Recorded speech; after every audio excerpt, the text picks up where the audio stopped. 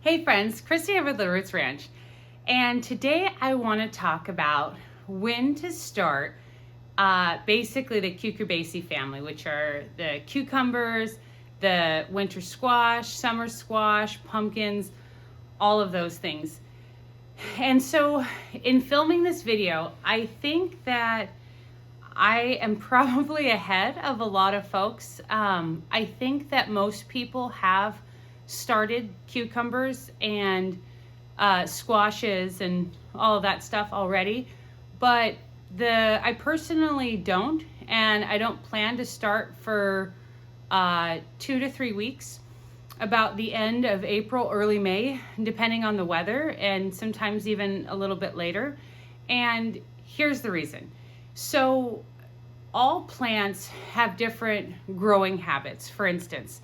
And I know that this might come as kind of a shock to people because I think most people baby their tomato plants the most, which I have some right here. Oh, I don't know if you can see the cat. Don't you dare. Don't you dare. No, no, no. No, no, no. No, no, no. Now I have to change the video name to Fighting the Cat for 10 minutes. Well, anyways, there's my kitty cat. Hopefully she's good. Anyways, I've got most of my tomatoes are down there because they're taller, but I think a lot of folks baby, no, no, no, hey, no, no, no. I think a lot of folks baby the tomatoes. Let's see, it looks like she's getting comfortable. Okay, sorry. Please don't give a like down on this video because I'm having technical problems. No, no, no. Anyways, I think a lot of folks baby tomato plants, but in my personal opinion, I think that tomato plants are one of the most hardy plants that there are. Of course, they're temperature sensitive, and there's a difference between like surviving and thriving, of course. But tomatoes, they're every single part of the plant can grow roots, like maybe not on the actual leaves, but all the stems and trunks and all of those things. It can just grow roots anywhere. And so if you plant it too deep, which is ideal, of course, if you plant it deep, it's fine. If it falls over and keeps growing, it may not be how you want it to grow, but they're actually really hardy. They deal with a lot of stuff.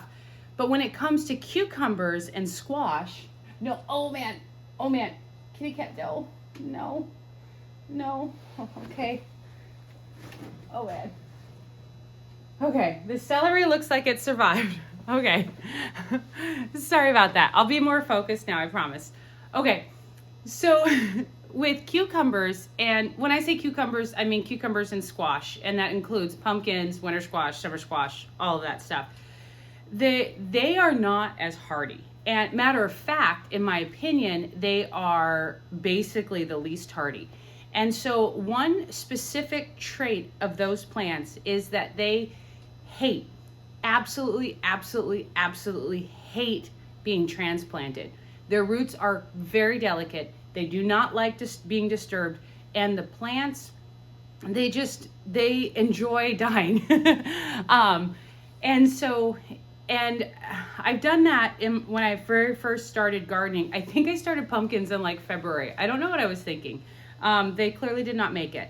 But they were really cool to watch. I had them, it was also on this stand, and they were like, the vine was like growing down and stuff like that. Like it wasn't sustainable, but it was really cool to watch. And it was a learning lesson.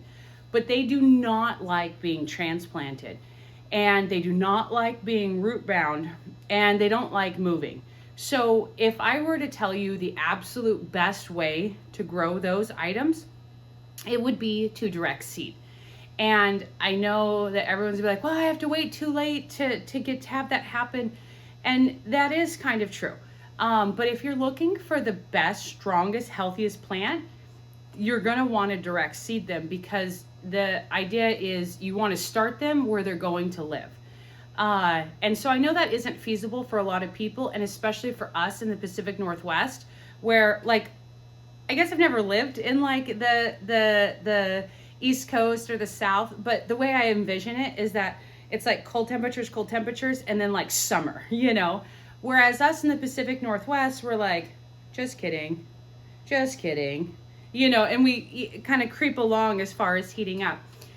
So the next best thing, if you are not, pumpkins are easier to direct sow because theoretically you don't need them until the end of October. Of course, you can have them earlier or whatnot, but that's kind of the big holiday or spring decor, or sorry, not spring, fall decor item, or preserving or like overwintering for like food and stuff like that. Like I'm still eating some of our squashes, winter squashes. But the second best thing is if you can start them outside or in a greenhouse, even if you start them in trays or whatnot. The germination will be slower. You do still need to wait several weeks till the temperature can be warmer. Obviously, a greenhouse helps speed those along. But that way you reduce the need for hardening off, and you also, they grow a little slower because remember, conditions inside are always perfect. And so it's always a challenge to get everything from in this perfect weather to outside. Like right now it's really cold and windy. None of these plants would enjoy being outside, even ones that aren't heat loving, like say the celery or whatever. But so that's what I do. So what it depends kind of on the weather, obviously, but about late April, early May, when the weather's going to be favorable, I take little 3-inch pots like these ones, or usually just those, and I'll put a mixture of like peat and compost, and I will start them in those little pots. But the thing is that I make sure that I already have where they're going ready to go. Like not like, oh, I need to build the trellis, or oh, I need to clear that area or weed it or whatever. I make sure it's ready to go. Then when they emerge, the first things that you'll see are leaves, but they're not true leaves. Those are cotyledon, and which are like, I guess, fake leaves. I mean, they are leaves, but they're not leaves that are representative of the rest of the leaves of the plant. The next leaves that come are called the first true leaves. So right about that area where there's the cotyledon and the first true leaves, so effective visually 4 leaves, that's right when I get them into the ground. I don't have them growing where they're going to vine or any multiple sets of leaves or anything like that. And that goes for cucumbers, squashes, pumpkins, the whole nine. You want to get them, especially those kind, into the ground as soon as possible, which means that you need to wait until the ground is favorable for that. If I were to start cucumbers early, like it's about early mid April right now. If I were to have started cucumbers at the beginning of April, I would be at that point right about now. But it's too cold and not ideal temperatures for putting the cucumbers outside right now. So that's why I haven't started them. So I just wanted to share that information. I know that a lot of folks do start the cucumbers and squashes earlier. I know that, or they grow long or they're flowering. By the way, if your plants are flowering indoors, you want to cut those off. You don't want them to waste their energy on that. And that is a sign of stress, unless they're really big. But, depending on, there's a bunch of factors, I guess. But generally, you want to pinch off those flowers, especially if it's cucumber or squash or anything like that.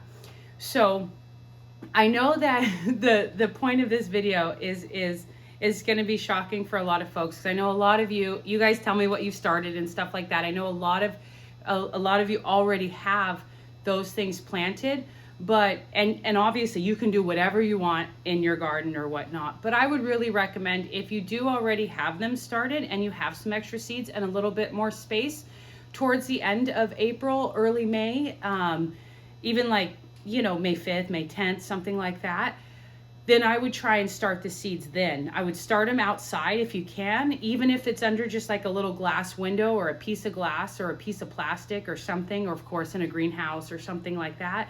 And you'll have a healthier plant.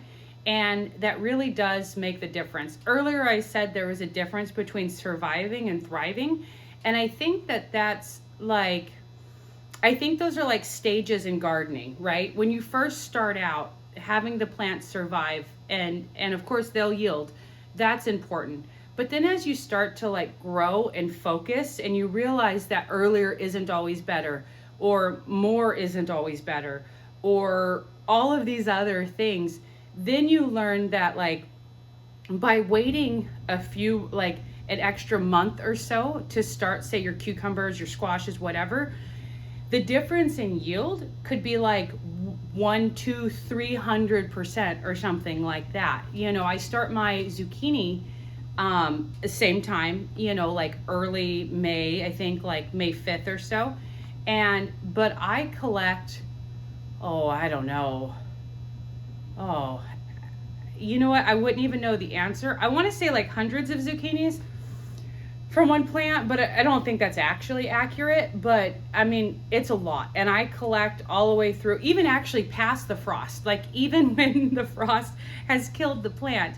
And there's still like large zucchinis. I use those as use first, obviously, and that's usually from a lack of time and being able to pick them. But I pick so many zucchinis. And I hear of a lot of folks who start the zucchini plants earlier, and we get the first zucchinis about the same time, but then the plants are overcome by like disease, or they just peter out, or there's, you know, like pollination problems, which, sorry, I was just adjusting. Pollination problems obviously isn't related to plant health or whatever, but the ability, a lot of times when people think it's pollination, a lot of times it's like not getting like the potassium or the calcium, and that's the root system not being able to spread out and mine the soil to grow a strong, healthy plant. So I encourage you, like I said, if you've already started, you know, it's not necessarily the end of the world or anything like that. But if you have a little bit of time and or space, you know, even starting them outdoors would be ideal. You know, wait a little bit and start some more, or do a compare and contrast. That's what I did initially, and I learned how much, or what a difference it makes to just wait. And I end up having my first fruit about the same time as people who started earlier, generally. But I also get a lot more fruit and for a longer time period. And my plants, even when they're almost always later than the people I know who get powdery mildew. But even when they get the powdery mildew, it doesn't grow as fast, or they don't get it or whatever. But I rarely have a whole plant loss from powdery mildew. I can usually go, depending on the year, of course, all the way through to the first frost in the fall. So I just wanted to make this video and share, you know, don't beat yourself up if you've already started. I've absolutely done that. You know, it's so exciting to be growing, you know, our own food, and, you know, everything will last longer and taste so much better and have more nutrition and all this stuff. And it's fun and relaxing, and you're in nature, and there's so many benefits. And there's so much to learn. So again, don't give yourself a hard time, but think about, as you grow in your gardening journey, think about how each plant lives, I guess. You know, like spinach, spinach is a weird germinator, but like once it gets started, aside from it doesn't like the heat, but like spinach, I feel like is the coldest weather germinator. And so I put that in the pretty easy category. I would also put like lettuce in there, and also carrots. I know people disagree with me about carrots, but I find carrots are easy to grow. Maybe it's just my area. And then of course, then there's plants that present a lot of challenges. And so your cucumber, squash, things like that, those are going to be the ones that they don't like to be transplanted. They don't like their roots touched. They freak out if their roots are damaged, which all roots are damaged in the transplant process. It's just the way that is. And, you know, or being disturbed. And it's those little root hairs, not the main roots, but the little ones that you can like barely see. Those are the ones that are mining like the nutrients and the water and stuff like that. So yeah, I just wanted to share this. I know it'll be unpopular, so I'm sorry, I apologize. If you're still watching, thank you. I need to get this covered up because obviously I have a little cat bandit. The reason it's open, well, one, for the video, but also I've got some tomato plants that I don't think are on camera right now, but they are getting too tall. They're touching the light. And so my tomato plants grew faster than I thought they were going to. This year I feel like they've grown twice as fast. So I need the outside weather to warm up really quickly because I'm gonna run out of space fast. But anyways, if you're still watching, I really appreciate it. If you wanna go ahead and give a like, hopefully you liked the video and it was helpful. And yeah, I will leave you to working on your garden. Happy gardening. Bye.